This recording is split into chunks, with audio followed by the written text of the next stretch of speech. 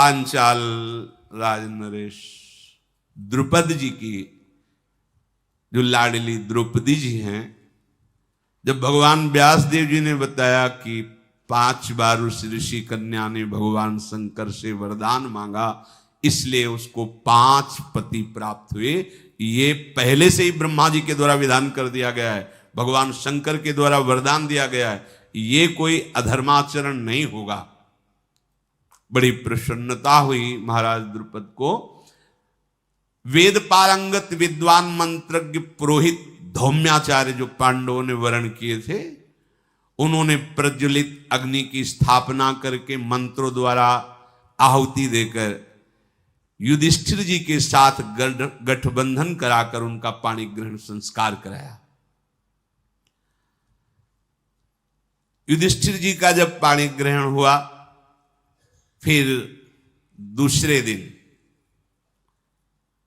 एक एक करके सबका 5 पांडवों का पाणी एक एक दिन, आज युधिष्ठिर जी का, फिर भीम जी का, फिर अर्जुन जी का, फिर नकुल जी का, फिर सहदेव जी का विवाह कार्य संपन्न हुआ। द्रुपद ने महारथी पांडवों को बहुत सा दहेज, धन और भी सब रथ घोड़े, दास दासियां, ये वस्तुएं समर्पित की। इंद्र के समान महाबली पांडव प्रचुर धनराशि, अश्वरथ, दास दासियां प्राप्त करके पांचाल नगर में ही सुखपूर्वक रह रहे। जब ये पता चला, अभी सब राजा वहीं टिके हुए हैं पांचाल नरेश के यहाँ ही, पता चला कि जिनसे ब्याह हुआ वो पांडव हैं। सब राजाओं को उनका अगर ये पता होता कि पांडव हैं तो ऐसा होने ही नहीं देते। कर्ण और दुशासन आदि डींग हाँकने आए, अब तो ब्राह्मण समझ के क्षमा कर दिया, और जबकि भाग पड़े थे सब। भगवान श्री कृष्ण जी ने पहले ही द्वारिका में संकेत कर दिया था, जब हमारा आदेश पहुंचे तो तत्काल भाई को यहां भेजा जाए। भगवान श्री कृष्ण और बलराम की तरफ से द्वारिकापुरी से भारी सेना, भारी सामग्री, बैदूरी मणि जटित सोने के बहुत से रथ, आभूषण, रत्न, बहुत सी सुंदर सुंदर वस्तुएं, हार और ढेर लगा दिया द्रुपद नरेश के आप, पहाड़ के पहाड़ रत्न। द्वारिकाधीश भगवान, जब ये बात अन्य राजाओं को पता चली, सबके हृदय जलने लगे। एक तो द्रौपदी मिली, इतना धन मिला, फिर श्री कृष्ण बलराम, द्वारिका का वैभव इनके साथ। राजाओं ने कहा कि मुझे लग रहा था कि जो लक्ष्य वेद कर रहा है अर्जुन ही है, पर ब्राह्मण में भेष में थे, इसलिए हम लोगों ने मारा नहीं। अब क्या करना चाहिए? अब तो पता चल गया है पांडव हैं। धृतराष्ट्र के सब पुत्र, कर्ण, शकुनी और बड़े बड़े विरोधी राजा सब एकत्रित हुए, सभा लगाई। कूटनीति में, कपट नीति में प्रवीण शकुनी से पूछा गया क्या किया जाए। शकुनी ने कहा, कोई संसार में ऐसे शत्रु होते हैं जो दबाने से दब जाते हैं, उन्हें पीड़ा दे के ही शांत किया जा सकता है, पर ये पांडव दबाने से दबने वाले नहीं हैं। एक साथ हम सब लोग मिल करके इनका नाश ही कर देते हैं, क्या बिगाड़ लेंगे द्रुपद। और देखो, अगर पराजित होकर यहां से लौटते हो तो तुम्हारा मुंह क्या रह जाएगा सब राजाओं का। इसलिए मुझे लगता है सब एक साथ आक्रमण करो और पांडवों का नाश कर दो। सोमदत्त के पुत्र भूरिश्रवा थे, बोले तुम्हारा होश ठिकाने हैं? वहां बैठे कौन है? श्री कृष्ण और बलराम। अगर हल और मूसल उठा लिया तो त्रिभुवन में कोई नहीं बचेगा, केवल बलराम जी से। और कहीं प्रभु ने सुदर्शन चक्र उठा लिया तो देखो, हम तुम्हें यही सलाह देते हैं कि इस समय अपने हृदय के ताप को छुपा करके और सब चलो और खुशी मनाओ पांडवों के सामने। बहुत अच्छा हुआ तुम लाक्षागृह में नहीं जले, तुम्हारा ब्याह हुआ, हमारे शुभ आशीर्वाद, ऐसा बोलो। लड़ाई की तो बात ही नहीं, नहीं तो श्री कृष्ण बलराम है और फिर ये पांडव हैं, ऐसे वैसे वीर नहीं हैं। ये बात सबको अच्छी लगी कि हाँ, इस समय संधि ही ठीक बात है। तुम्हें पता होना चाहिए, विपुल प्रभाव शक्ति से संपन्न हो चुके हैं पांडव, मंत्र शक्ति ब्राह्मणों से और उत्साह शक्ति श्री कृष्ण से और प्रचुर संपत्ति शक्ति द्रुपद और बलराम जी से उनको प्राप्त हो चुकी है। धृतराष्ट्र के पुत्र दुर्योधन आदि ने यही भी उचित समझा। सब गए और कहा कि हम लोगों को बड़ा दुख था जब आप लाक्षागृह में सुना कि जल गए, चलो आप बच गए, बड़ा अच्छा हुआ, बड़ी खुशी की बात। हम लोगों को गर्व है कि हम कुरुवंशी विजय को प्राप्त हुए, महाराज द्रुपद हमारे रिश्तेदार हुए। भीम दुर्योधन की तरफ देखा कर, चालबाज अगर अकेले में मिले तो तुझे बताए, पूरे के पूरे परिवार को नष्ट करने का प्लान। अब आके मीठी मीठी बातें कर रहा है। सब राजाओं ने संधि भावना से महाराज युधिष्ठिर जी से मिले। स्वयंवर समाप्त हुआ, द्रौपदी ने पांडवों का वरण किया। सब राजा संधि करके अपने अपने देश को गए। राजाओं ने मन में जाते हुए विचार किया था कि हमें लगता है कि कर्तव्य से भी ज्यादा भाग्य प्रबल होता है, क्योंकि हम लोगों ने कर्तव्य तो कोई उठा नहीं रखा, लेकिन भाग्य में हमारे द्रौपदी नहीं थी। ये सब सुख वैभव नहीं था, पांडवों के ही भाग्य में था। इधर सब कर्ण और शकुनी दुर्योधन सब वापस हुए। विदुर जी गए और कहा, महाराज की जय हो धृतराष्ट्र जी से। महाराज, आपके वंश का अभिमान बढ़ गया, द्रौपदी आपको प्राप्त हुई। महाराज धृतराष्ट्र जो उछल पड़े सिंहासन से। मुझे पता था मेरा पुत्र जहां जाएगा विजय श्री ही प्राप्त करके आएगा। सजाओ हस्तिनापुर को और स्वागत करो द्रौपदी का। विदुर जी भी बोले, हाँ, अहो भाग्य, अहो भाग्य, पांडव बच गए और उन्होंने द्रौपदी को प्राप्त। धृतराष्ट्र जी, पांडवों की बात कर रहे हो? अब पूरी आकृति तो जो आनंद की थी एकदम जल। उन्होंने समझा कि दुर्योधन प्राप्त करके आया, उनका आपकी जय हो, आपके वंश की वृद्धि हुई, तो है तो उन्हीं के वंश के ना। महाराज अज्ञानवश से समझ लिए थे कि द्रुपद कन्या का वरण दुर्योधन ने किया, तभी का हस्तिनापुर सजाया जाए, स्वागत किया जाए द्रौपदी का। विदुर जी ने कहा, महाराज आपके पुत्र दुर्योधन के तो घुटने में औषधि लगानी पड़ेगी, क्योंकि वो प्रत्यंचा भी नहीं चढ़ा पाए, मुंह भरा गिरे थे तो घुटने आदि टूट गए। ये काम तो अर्जुन ने किया है। कुछ देर तुम्हारा शांत रहे धृतराष्ट्र, जैसे मानो वज्रपात हो गया हो। फिर सोचा कि अगर विदुर जी हमारे मन के भाव को जान जाएंगे तो ठीक नहीं है। आकृति को छिपाते हुए कहा, अहो भाग्य, अहो भाग्य, अहो भाग्य। विदुर जी पांडव जीवित हैं सुनकर मुझे बहुत अच्छा लगा, और द्रुपद के साथ संबंध हुआ, द्रौपदी ब्याह, ये भी बहुत अच्छा लगा। हाँ हाँ, स्वागत करो, स्वागत करो उनका। युधिष्ठिर जैसे पांडु के पुत्र वैसे मेरे भी तो पुत्र हैं, मेरे हृदय में बड़ा सुख हो रहा है, उनका स्वागत किया जाए। विदुर जी ने कहा, महाराज ऐसी बातें यदि आपके हृदय में स्थायी बनी रहें तो ही मंगल है। भगवान ऐसी बातें तुम्हारे हृदय में स्थायी रखें कि जैसे पांडव के पुत्र हैं वैसे आपके पुत्र हैं, ऐसी बात तुम्हारे हृदय में बनी रहे। विदुर जी तो गए। दुर्योधन और कर्ण तत्काल धृतराष्ट्र के पास आए, साथ में शकुनी भी थे, और कहा, आप विदुर जी से ये बात सुनकर के हर्षित हो रहे हो, कह रहे हो अहो भाग्य, अहो भाग्य है। क्या करना चाहते हो पिताश्री? शत्रुओं की उन्नति में अहो भाग्य मना रहे हो, वैरियों की भूरी भूरी प्रशंसा कर रहे हो। निष्पाप नरेश, यदि समय आप सावधान नहीं रहे तो आप समझ सकते हैं पांडवों की शक्ति की वृद्धि हो रही है। फिर आपके पुत्र और आपके सारे वैभव का सर्वनाश उन्हीं के द्वारा निश्चित है, यदि आप ऐसा स्वभाव बना लोगे। अहो भाग्य, अहो भाग्य। विदुर जी को क्या है, ये तो खाते आपका है और अंदर ही अंदर पक्ष लेते हैं पांडवों का। धृतराष्ट्र ने कहा, तुम लोगों की बुद्धि इस समय राजनीति के अनुसार नहीं चल रही, तुम्हें समझना पड़ेगा, प्रजा विरोध कर देगी अगर हम पांडवों का अभाग्य करके आदर नहीं करेंगे। पर तुमने जो कहा है इस पर हम विचार करते हैं। धृतराष्ट्र जी ने भीष्म जी को, द्रोणाचार्य जी को, इन सबको बुलाया और कहा कि आपकी क्या राय, इस समय क्या किया जा सकता है। भीष्म जी बोले, पांडवों के साथ अगर कोई विरोध करेगा तो मुझे पसंद नहीं आएगा, मुझे पसंद नहीं आएगा तो परिणाम आप याद कर लीजिए।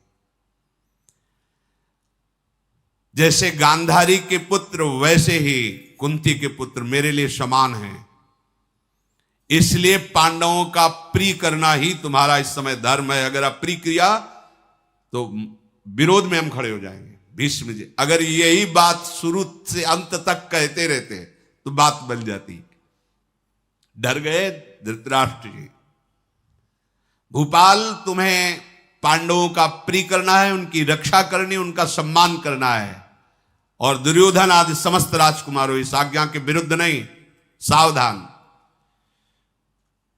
तुम पांडवों से युद्ध अभी नहीं कर सकते हो, तुम्हारी सामर्थ्य नहीं है। जैसे तुम्हारा राज्य जैसे पांडवों का राज्य, और सही पूछो तो पहले अधिकारी तो पांडव ही हैं, क्योंकि महाराज पांडु राजा थे, उनके पधारने पर धृतराष्ट्र राजा हुए। तो फिर बुला के क्या करेंगे, सिंहासन पे बैठाल दें? दुर्योधन ने कहा। भीष्म जी ने कहा, आधा राज्य उन्हें सम्मान पूर्वक दो, आधे के तुम, आधा राज्य उन्हें। इसके विपरीत किया तो भलाई नहीं है, बस इतना हम संकेत कर रहे हैं। तुम्हारा अपयश होगा, प्रजा विरोध में हो जाएगी। विदुर जी ने भी, द्रोणाचार्य जी ने भी, कृपाचार्य, सबने भीष्म जी की इस बात का सम्मान किया। पांडवों को बुलाया जाए और आधा राज्य उन्हें अर्पित किया जाए। द्रोणाचार्य जी ने कहा कि मेरी सम्मति है, महात्मा भीष्म जो कह रहे हैं अक्षरशः सत्य है, आधा राज्य उनको बुला करके दिया जाए। यहां से कुछ भेंट देकर द्रुपद के पास भेजा जाए, कहा जाए कि बड़ा सौभाग्य हुआ, आप हमारे रिश्तेदार बने, अब हम अपने परिवार को सम्मान के साथ ले जा रहे हैं। ऐसा कह के द्रौपदी और पांडवों को यहां हस्तिनापुर लाया जाए और उनको आधा राज्य दिया जाए। कर्ण को थोड़ा बुरा लगा था। कर्ण ने कहा, भीष्म जी, विदुर जी, द्रोणाचार्य जी सब उन्हीं के पक्ष में हैं। मेरी राय तो है कि महाराज मुझे आदेश करो, मैं चढ़ाई करूं, द्रुपद सहित पांडवों को क्षति पहुंचाऊं, ये आधा राज्य देने से बात नहीं बनेगी।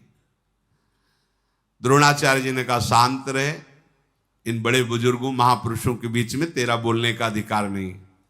विदुर जी ने कहा, भीष्म जी के प्रति कोई अप्रिय बात कह दे, ये मुझे पसंद नहीं। भीष्म जी जो कह रहे हैं वो बहुत विचार करके कह रहे हैं, इसलिए उत्तम बात है महाराज, अभी जो आज्ञा भीष्म जी ने की वैसा ही किया जाए। महापुरुषों की आज्ञा पर विचार करना ठीक नहीं है। विदुर जी ने धृतराष्ट्र जी को ऐसा कहा। धृतराष्ट्र बोले, विदुर, शंतनु नंदन भीष्म जी ज्ञानी भी हैं, भगवान के महाभक्त भी हैं, और द्रोणाचार्य जी तो ऋषि ही ठहरे, और तुम भी परम विद्वान हो, इसलिए मैं तुम ही से कहता हूं, तुम जाओ, माना कि पांडव मेरे ही बच्चे हैं, उनको समझा बुझा करके मैं आधा राज्य दूंगा, जाओ उनको तुम ही जा करके लाओ, जा करके उनकी माता कुंती को, बधू द्रौपदी को यहां से सेना ले जाओ, रथ आदि, और उनको सम्मान के साथ लाओ। धृतराष्ट्र की आज्ञा से विदुर जी द्रौपदी, पांडव और महाराज यज्ञसेन के लिए बहुत सी भेंटें ली, और महाराज द्रुपद के राज्य में प्रवेश किया। वहां जब सूचना मिली कि कौरव वंश से आ रहे हैं, तो द्रुपद ने बाहर निकलकर उनकी अगवानी की, सम्मान किया, कुशल समाचार पूछा, फिर महल ले गए तो वहां भगवान श्री कृष्णचंद्र जी और बलराम जी भी विराजमान ही थे। विदुर जी ने वसुदेव नंदन भगवान श्री कृष्ण को भी नमस्कार किया, बलराम जी को नमस्कार किया, पांडवों के दर्शन करके बड़ा सुख मिला। विदुर जी ने कहा कि बड़ी प्रसन्नता हो रही है, कुंती जी आपको और आपके पुत्रों को सुरक्षित देकर भगवान सदैव ऐसी सुरक्षा करते रहें। पर महाराज धृतराष्ट्र को बहुत सुख मिला है, द्रुपद जैसे संबंधी बने, द्रौपदी जैसी बहू मिली, ये रत्न आदि भेंट दिए हैं द्रुपद को। और हमारी प्रार्थना है कि आप सब अपने महल हस्तिनापुर पधारें। पत्नी सहित पांडवों को हस्तिनापुर से चलने के लिए शीघ्र आज्ञा दीजिए, ऐसा द्रुपद से विदुर जी ने प्रार्थना की। द्रुपद बोले, महात्मा पांडवों का हमारे नगर से जाना अच्छा नहीं लग रहा है, पर जैसा आप आज्ञा करेंगे। युधिष्ठिर जी ने कहा कि हम आपके अधीन हैं, जब कभी जहां जैसी आज्ञा होगी हम आपकी आज्ञा का पालन करेंगे, पर भगवान श्री कृष्ण की क्या राय इसमें जान लें। तब भगवान श्री कृष्ण ने कहा, मुझे तो तुरंत इसी समय हस्तिनापुर जाना अच्छा लगता है। बस भगवान की आज्ञा हुई। महात्मा द्रुपद आज्ञा पाकर पांडवों को, द्रौपदी जी को, कुंती जी को और स्वयं भगवान श्री कृष्णचंद्र जी, विदुर जी, ये सब हस्तिनापुर की तरफ चले। जब धृतराष्ट्र ने सुना कि श्री कृष्ण भी आ रहे हैं और पांडव भी आ रहे हैं, तो उनका घबराहट पैदा हो गई हृदय में। विकर्णाद, धनुर्धर और चित्रसेन, द्रोणाचार्य, कृपाचार्य, इन सबको भेजा, अगवानी कीजिए। पांडवों की अगवानी हुई। नागरिक तो सुन ही चुके थे कि वारणावत में भस्म हो गए, पर जब सुना ब्याह करके आ रहे, पूरी प्रजा टूट पड़ी दर्शन के लिए।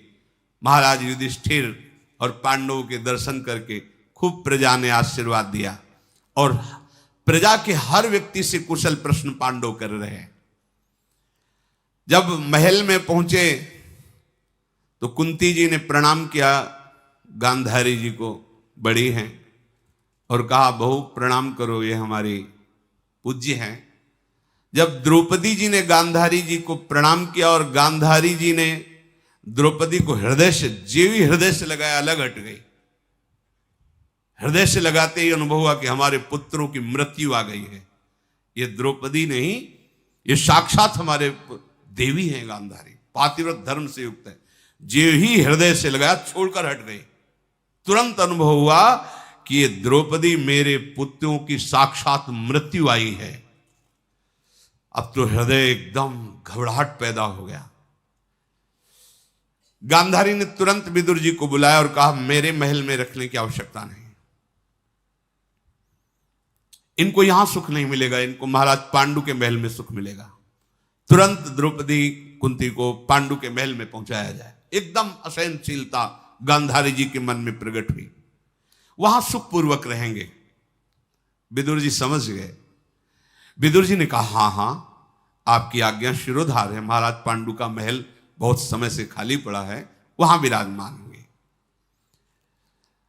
फिर धृतराष्ट्र ने महाराज युधिष्ठिर को पास बुलाया और कहा, बेटा ध्यान से सुनो, वैसे तो मुझे बहुत प्यारे हो, मैं हृदय की बात कहता हूं। मेरा ये दुर्योधन जो है ना, ये बहुत दुष्ट है, दुरात्मा है, पर मुझे इतना इससे प्यार है कि मैं इसे त्याग नहीं सकता।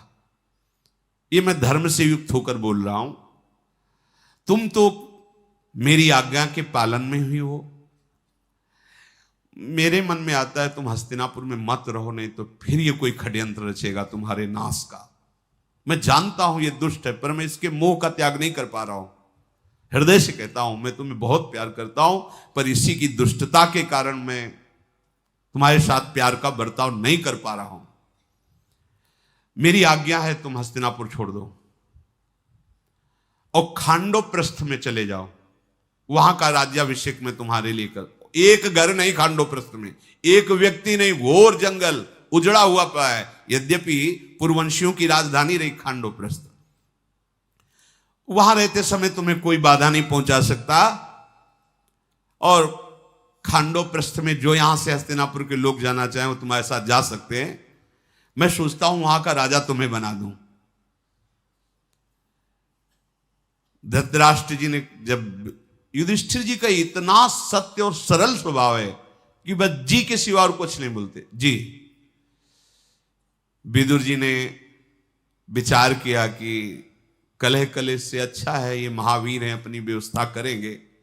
विदुर जी ने कहा कि महाराज क्या आज्ञा है? तो उनका राज्याभिषेक लाओ, अभी कर देते। एक घर नहीं है खांडोप्रस्थ में, एक भी घर, और वहां का राज्याभिषेक युधिष्ठिर जी का कर रहे हैं और कह रहे हैं मैं तुम्हें बहुत प्यार करता हूं, अब विलंब नहीं करना चाहिए, तुम्हारा हमने राज्याभिषेक कर दिया, छोड़ो हस्तिनापुर और जाओ खांडोप्रस्थ। विदुर जी मुस्कुराए क्योंकि उनको सब पता था, पर वो ये जान के कि जिसके साथ भगवान श्री कृष्ण हैं अमंगल नहीं हो सकता। भीष्म, द्रोण, कृपाचार्य, विदुर जी सब आश्चर्यचकित हैं कि अभी आए, अभी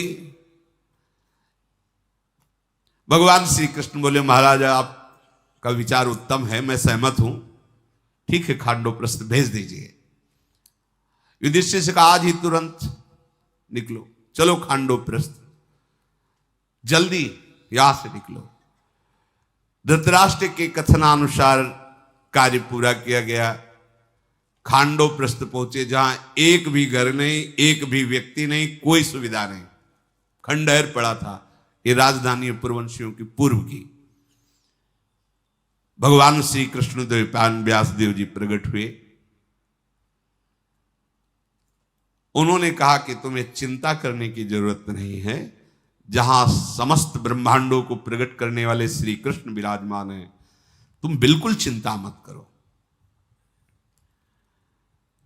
जगदीश्वर भगवान श्री कृष्ण जिसके सहयोगी हैं उसका कभी भी अमंगल नहीं हो सकता, उसको विषाद करने का अवसर नहीं मिलता। पहले तो भगवान व्यासदेव जी के दर्शन से ही आनंद हुआ। खांडोप्रस्थ में पहुंच करके भगवान श्री कृष्ण साथ ही हैं, देवराज इंद्र का चिंतन किया, आकाश स्थित हुए और अंदर से आदेश किया विश्वकर्मा को भेजो। भगवान श्री कृष्ण को प्रणाम करके देवराज इंद्र ने तुरंत विश्वकर्मा को आदेश किया कि प्रभु का आदेश है, तुरंत उपस्थित होइए। महामते, भगवान की इच्छा है कि तुम जा करके उनकी सेवा करो। विश्वकर्मा जी भगवान की इच्छा के अनुसार उपस्थित हुए खांडोप्रस्थ में। भगवान श्री कृष्ण ने कहा विश्वकर्मा, देवराज की अमरावतीपुरी जैसी है वैसे खांडोप्रस्थ का निर्माण करो। वहां कोई ईंट गारा लगाने की थोड़ी जरूरत है कि भैया मिस्त्री लगे हम नींव खोदे, नहीं, संकल्प से जैसा सोचते जा रहे हो वैसा निर्माण होता जा रहा है। विश्वकर्मा ने खांडोप्रस्थ में जब भगवान का ऐसा आदेश हुआ तो प्रणाम करके भगवान से कहा प्रभु, अमरावती से भी अधिक आकर्षणकारी इस पुरी का निर्माण करता हूं। महेंद्रपुरी, देवराज इंद्र की पुरी से भी अत्यंत आकर्षणकारी उस पुरी की रचना की। बहुत ही, इसमें तो बहुत वर्णन है क्या क्या, कैसे कैसे महल, कैसा कैसा, पूरे ने नगर की रचना करके भगवान श्री कृष्ण ने उसका नाम रखा इंद्रप्रस्थ।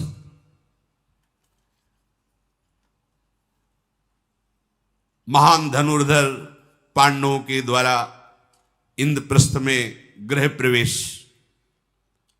हस्तिनापुर तो कुछ है ही नहीं इंद्रप्रस्थ के आगे, अमरावती इंद्र। ये अगर प्रभु के श्री चरणों का तुम्हारे हृदय में आश्रय है और तुम्हारे पास कुछ नहीं है तो सब कुछ है।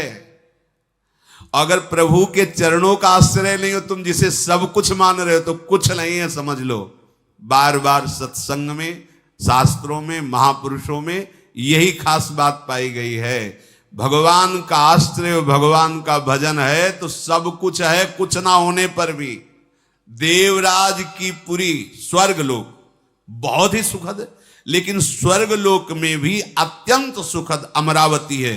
ये देवराज इंद्र की राजधानी है, लेकिन अमरावती से भी अधिक आकर्षणकारी विश्वकर्मा जी ने इंद्रप्रस्थ नगर की रचना की। पांडव इसमें विराजमान हुए। महाराज युधिष्ठिर का राज्याभिषेक तो खांडोप्रस्थ के लिए, यहां के राज, हस्तिनापुर कुछ नहीं, इंद्रप्रस्थ के सामने। भगवान श्री कृष्ण ने पांडव से कहा विश्वकर्मा की पूजा करो, इन्होंने तुम्हारे लिए नगर का निर्माण किया। फिर सबसे सम्मान पाकर विश्वकर्मा जी अंतर्ध्यान हुए। व्यास जी भी सम्मान प्राप्त करके अंतर्ध्यान हुए। राज्याभिषेक होने पर युधिष्ठिर जी ने भगवान श्री कृष्ण से कहा, वृषणिनंदन, आपको पता है कि मेरे हृदय में सिर्फ आपके सिवा और कुछ भी नहीं है। मेरे धन आप हो, मेरे प्रिय आप हो, मेरे जीवन आप हो। मुझे इस राज्य से नहीं, आपसे है। आप सदैव हम पर अपना कृपा प्रसाद रखिए। मुझे ये धन धान से राष्ट्र, ये राजा पद आप कर रहे हैं तो ठीक है, आपसे बढ़कर नहीं है। हे महामते, आपकी कृपा से हम लोगों की चित्तवृत्ति सिंहासन पर नहीं, आप पे रहे। आप सदैव ऐसी कृपा करना। हे माधव, मैं आपसे प्रार्थना करता हूं कि जैसे आप अभी प्यार कर रहे हैं, ऐसे अंत समय में भी प्यार करना। हम पांडवों की अंतिम गति आप ही हो, आपके सिवा नहीं। आप जैसे अभी प्यार कर रहे हो, ऐसे हमारा अंतिम भी आप में ही पूर्ण हो। भगवान श्री कृष्ण से युधिष्ठिर जी और समस्त पांडवों ने हाथ जोड़कर कहा, प्रभु, वैसे तो आप हमारे रिश्ते में हो ही, पर आप हमारे माता हो, आप हमारे पिता हो, आप हमारे इष्ट देव हो। महाराज पांडु का प्यार तो हम पा नहीं सके, लेकिन आपके प्यार से ही हम सुरक्षित हैं। आप कुछ हमें उपदेश दीजिए। प्रभु ने कहा, हम केवल सारांश में इतना उपदेश करते हैं कि कभी किसी संत का अनादर न करना, आए हुए संत और ब्रह्म ऋषियों की सेवा में अपने प्राणों को भी न्यौछावर कर देना। यही हमारी प्रसन्नता का एक ही उपाय है। जो हमारे भक्त जन हैं, जो संत जन हैं, जो ऋषि जन हैं, इनका कभी अनादर मत करना। आ जाएं, अगर प्राण मांगे तो प्राण भी दे देना। और कुछ ही समय में देवर्षि नारद जी को मैं भेज रहा हूं, वो तुम्हें कुछ बातें बताएंगे और आजीवन उन बातों का तुम पालन करना, तो कभी भाई भाई में विग्रह नहीं होगा। ऐसा कहकर भगवान ने इंद्रप्रस्थ में पांडवों को विराजमान करके उनसे अनुमति ली और वो द्वारिकापुरी के लिए चले। शेष चर्चा आगे। श्री राधा वल्लभ लाल की।